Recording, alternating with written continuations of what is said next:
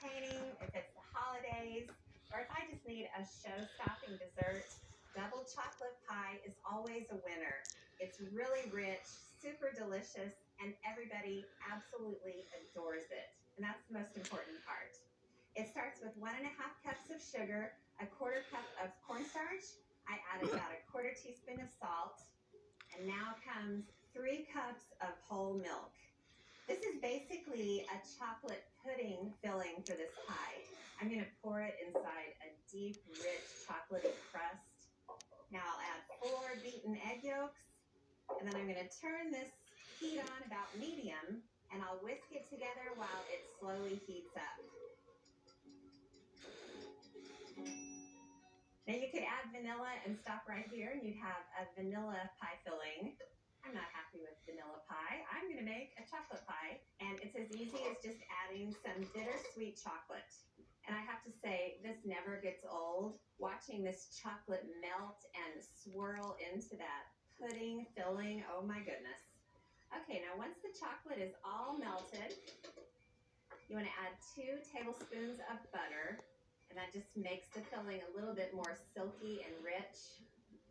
And then a little bit of vanilla. And then it's just about stirring until the butter is melted, and that takes about 4.3 seconds because this filling is so hot. Okay, I turned off the heat. So now that the filling's ready, I'm going to grab the base for the pie.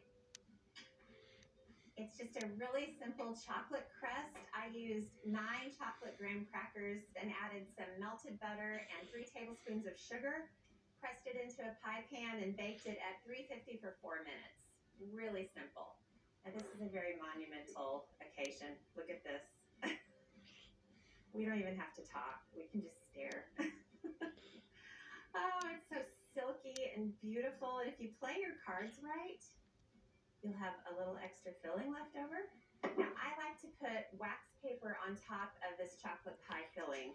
It's so much better than plastic wrap. You can actually press it against the filling, just let it naturally stick. And then after it chills, the wax paper peels off pretty neatly. Now this is going to keep setting as it cools in the fridge.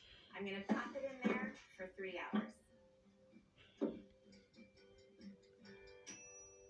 As if that double chocolate pie isn't scrumptious enough, I'm going to top it with a beautiful glossy meringue.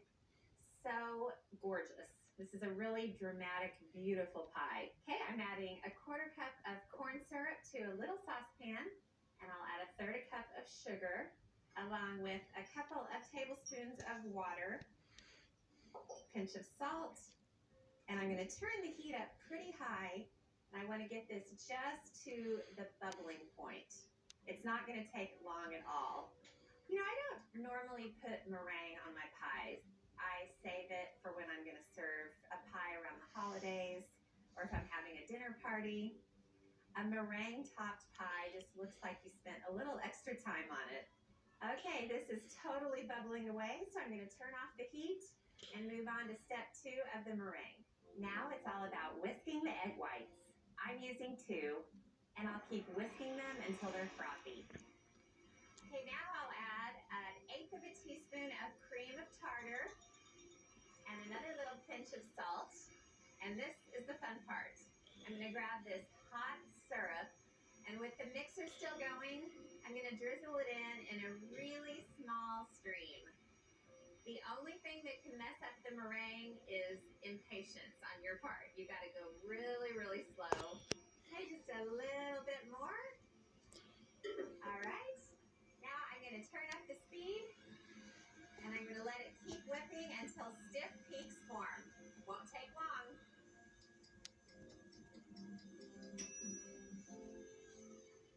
The meringue looks marvelous. Beyond marvelous. All right, I'm going to peel the wax paper off of the pie, and look, exactly as I promised, just a teeny bit came up. Okay, now I'm going to put all of the meringue on top. Look at this. Gorgeous and just bright white. Then I'm going to use just a metal spoon to kind of smush this and spread it. And then you don't have to get fancy at the end, but you do want to have really pretty peaks in the meringue. Tap it here and there and sort of pull away. And I think that's about as good as my meringue peaks are going to get. So I'm going to use a torch to toast the little tips of the meringue. And it's just like toasting a marshmallow. If you hold it there for too long, it'll catch on fire. And then you'll have, whoop, a little black tip right there. But that's okay. Okay, I think I better stop. Sometimes I'll go too far when it comes to toasting meringue. Now I'm going to put the pie on a beautiful cake stand. So that's the double chocolate pie. Let me tell you how I'm going to serve it up. So for a little slice of pie heaven, I'll cut carefully through the meringue and filling, then use a cake slicer to lift it out. Oh my gosh, how divine is that? There's just one problem with that pie. There are never any leftovers.